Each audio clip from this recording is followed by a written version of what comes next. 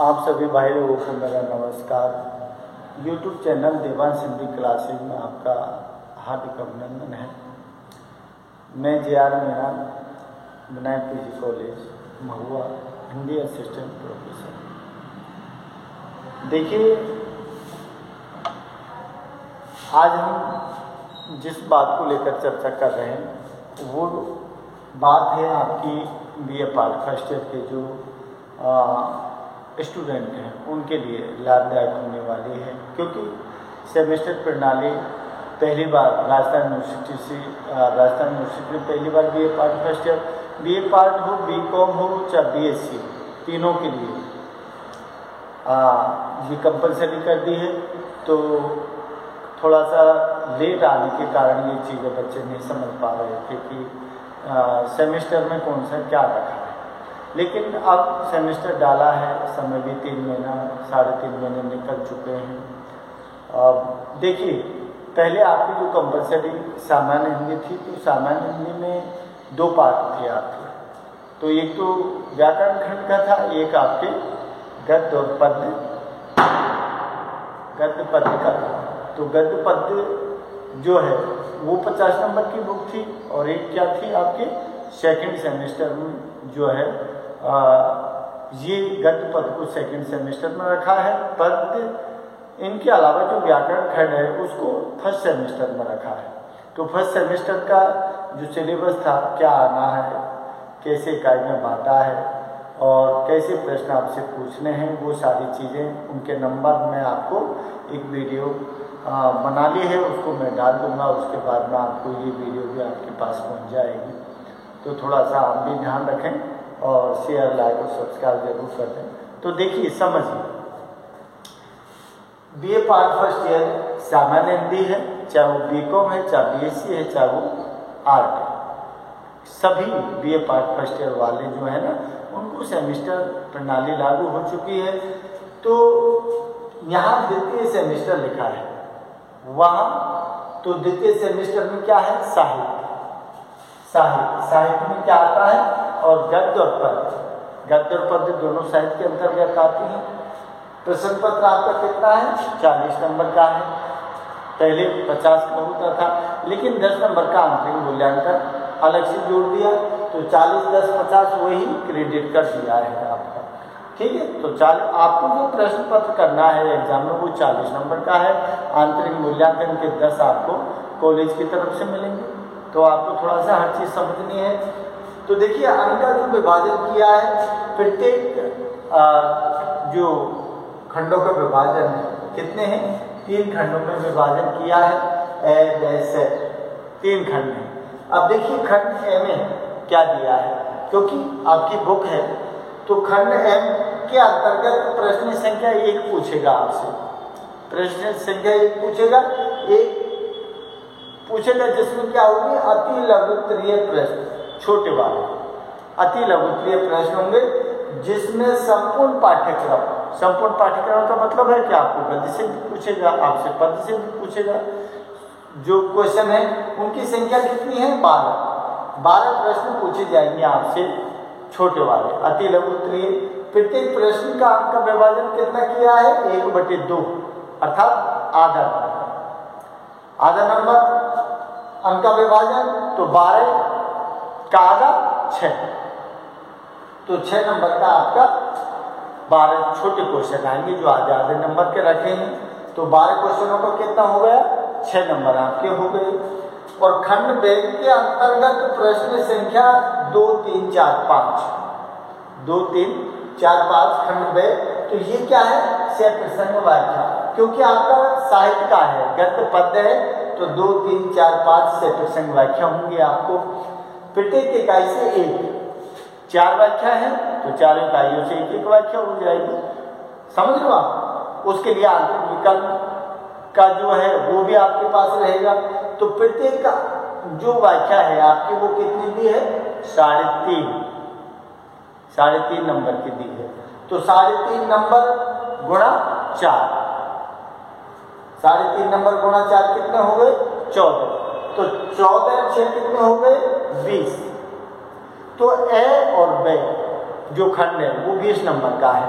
अब जो सेखंड है, सेखंड के अंतर्गत प्रश्न संख्या 6, 7, 8, 9, 6, 7, 8, 9 ये दीर्घ उत्तरीय प्रश्न है, थोड़े बड़े आएंगे आपको, ज़्यादा बड़े नहीं लेकिन बड़े दिखाएं। प्रत्येक इकाई से ये क्वेश्चन होगा 6, 7, 8, 9 में, और प्रत्येक प्रश्न का अंक कितना है?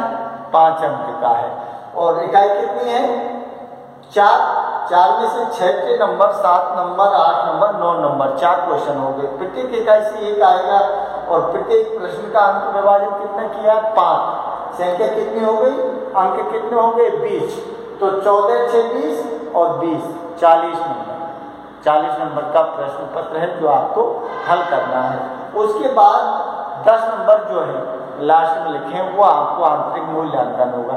जैसे फर्स्ट सेमेस्टर में बताया था, जिसमें आपको फर्स्ट सेमेस्टर में सामान्य हिंदी में क्या रखा है? ऐतिहासिक स्थल या सांस्कृतिक जो स्थल है उनकी यात्रा का जो विवरण है ना, विवरणात्मक लेख आपको लिख के देना है।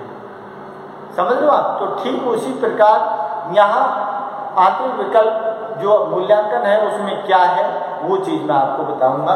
तो अब देखिए, ये तो आपके अंकों का विभाजन था। अब देखिए, अब आपको देखना है कि किस इकाई में क्या रखा है। कौन कौन 4 इकाई हैं आपके। अब 4, पहली इकाई में कौन से पाठ रखे हैं, दूसरी इकाई में कौन से पाठ रखे हैं, वो सारी चीज आपको नोट करके चलना है। समझ लो आप? तो ये सारी चीज नोट करना कि प्रथम इकाई में कौन कौन से हैं। देखिए यहाँ पे लिखिए आप इकाई फर्स्ट, ये किसमें है? ये गद्य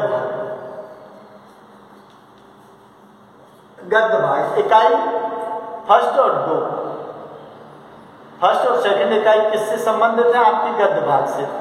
तो देखिए, इसके अंतर्गत आपको रखी है आपकी कहानी है, तो जिसमें एक तो दिया है ईदगाह, एक दिया है उजाले का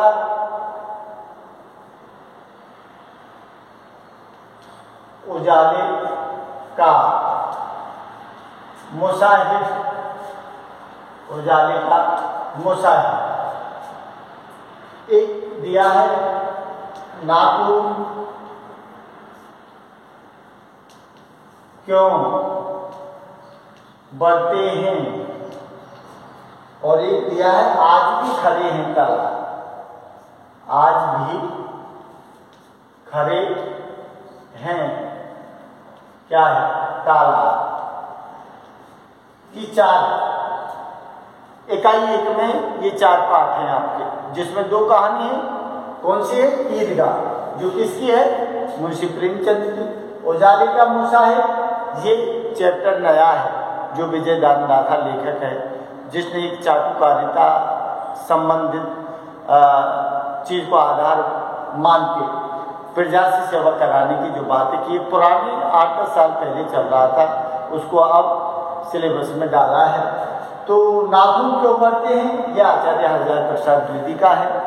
और आज भी खड़े तालाब, ये क्या है? अनुपम मिश्र का है। तो 4 पाठ इकाई। और इकाई सेकंड, इकाई 2, ये भी किससे संबंधित है? ये भी गद्य भाग से संबंधित है। अब इकाई 2 में क्या रखा है? देखिए, इसमें लिखा है इंस्पेक्टर माता दी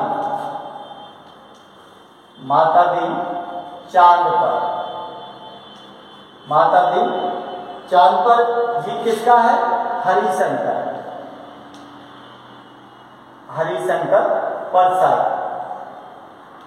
हरिशंकर परसाई का है। शरद के साथ बिताया कुछ समय, शरद के साथ बिताया कुछ समय, ये इसके लेखक कौन है? अमृतलाल नागर। एक रेखा चित्र है नीलू, ये किसका है? महादेवी। महादेवी वर्मा का है। और एक दिया है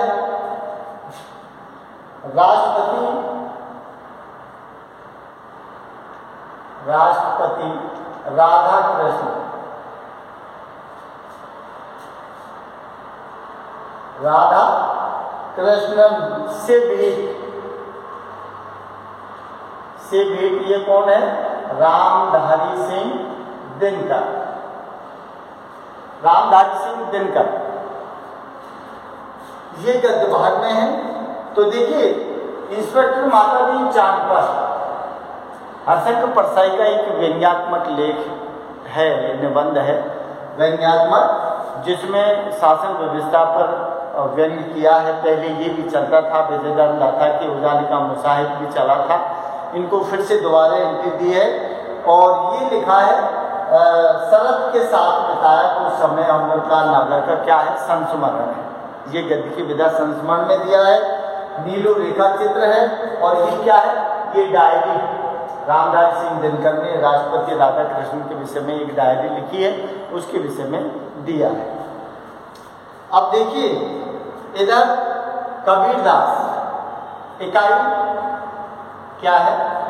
इकाई 3।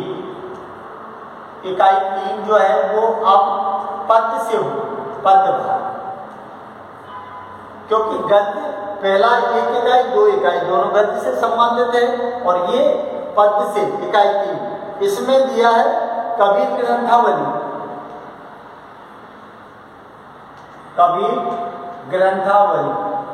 ग्रंथावली में 2 चीज दी आपको जो आई है आपके सिलेबस में। एक तो दिया है गुरुदेव को अंग, और एक दिया है विरह को अंग। तो गुरुदेव का अंग, विरह का अंग कितनी है? 5-5 साखी है। 5-5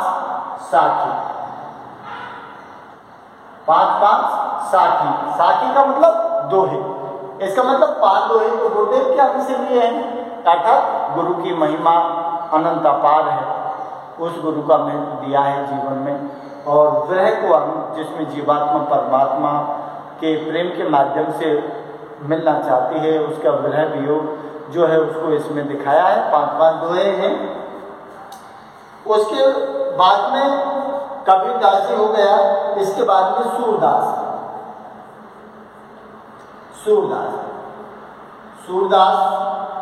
क्या है? सूरदास के कितने हैं?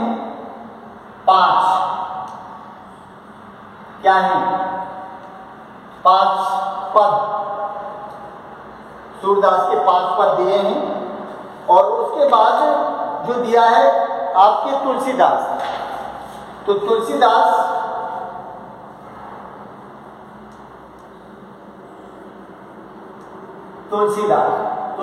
का क्या दिया है? रामचरितमानस का क्या है?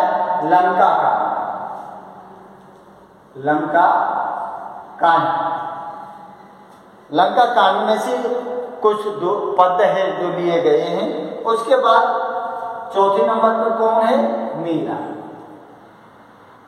मीराबाई।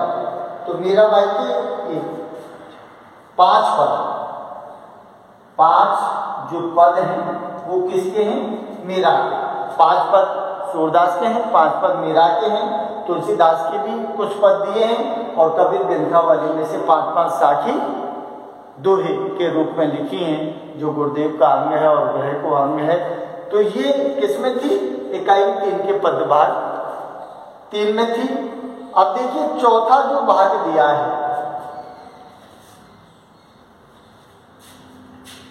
चौथा जो भाग दिया है उसको मैं अब ऊपर से ही मिटाना पड़ेगा, क्योंकि नीचे फिर दिखाई नहीं देगा आपको।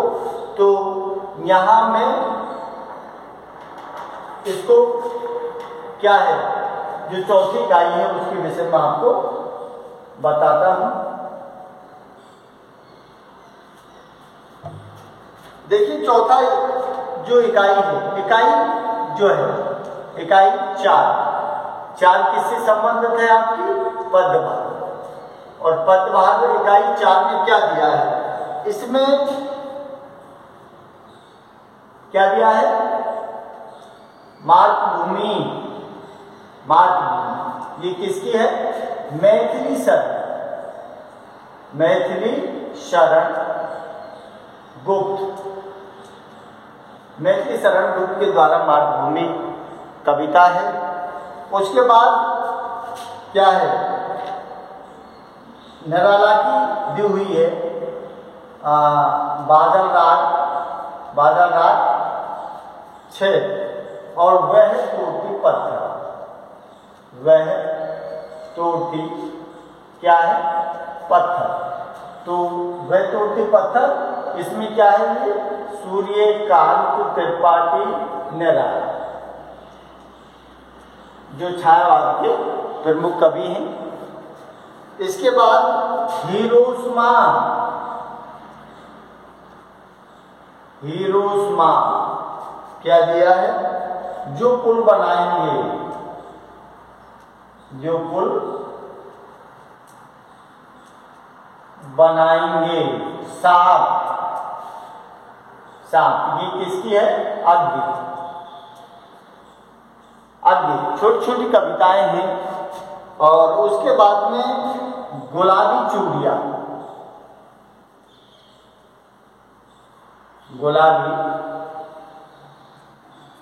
गुलाबी चूड़ियां आकार और उसके बाद आकार और उसके बाद किसका है? नागा। ये कविताएं हैं आपके पदभाग में, क्योंकि ये आधुनिक कवि हैं। कौन? मैथिली शरण गुप्त, निराला, आगे और नागार्जुन। और उधर भक्तिकाल के जिसमें कौन दिया है? तुलसीदास है, सूरदास है, कबीरदास है और मीरा। तो 4 तो है भक्तिकाल के, 4 हैं आधुनिक काल के। ये चीज आपको ध्यान रखनी है, ये चीज आपसे पूछने वाला है। अब देखिए इसमें जो दिया है, क्या दिया हुआ है कि आंतरिक मूल्यांकन। आंतरिक मूल्यांकन। अब आंतरिक मूल्यांकन जो है उसका विषय क्या दिया है? आंतरिक मूल्यांकन का विषय आपको दिया है राजस्थान के, क्या दिया है? राजस्थान के किसी एक हिंदी रचनाकार, हिंदी रचनाकार की साहित्यिक साधना, साहित्य साधना। इसका मतलब है कि आंतरिक मूल्यांकन जो 10 नंबर का है आपको, उसमें क्या दिया? राजस्थान के किसी एक हिंदी रचनाकार की साहित्य साधना। कोई भी XYZ, कोई जरूरी नहीं, कोई नाम नहीं लिखा है, जो राजस्थान का हो, जिसके बारे में आप अच्छी तरह से जानते हो कि साहित्य साधना जो है किस तरह से उन्होंने लिखी है और क्या क्या चीज लिखा है, क्या गद्य में लिखा है, क्या पद्य में लिखा है, गद्य की कितनी विधाएं लिखी है, उसका जीवन परिचय है और उनके वर्ण विषय जो है, जो जितना अच्छा लग सके हो आप, तो वो आपको आंतरिक मूल्यांकन कितना है? 10 नंबर का है। तो इस तरह से आपको 40 + 10 कितने हैं? 50।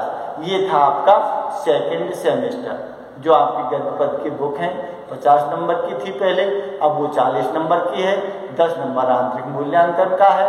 बात वही है, लेकिन सेमेस्टर प्रणाली है तो उसमें जो बदलाव किया गया है, तो हमारा भी कर्तव्य है कि बच्चे जो चलो जो क्लास लेते हैं वो तो जानते हैं, लेकिन कुछ बच्चे दूर दराज और ग्रामीण परिवेश में रहने वाले हैं जो रेगुलर नहीं आ पाते हैं। तो ये सारी समस्या देखते हुए मैंने सेमेस्टर में क्या क्या कैसे आना है वो सारी चीज़ आपको बता दी है। अगर आपको अच्छा लगे तो लाइक, शेयर और सब्सक्राइब जरूर कर देना। बाकी मैं हमेशा आपके लिए तैयार हूँ।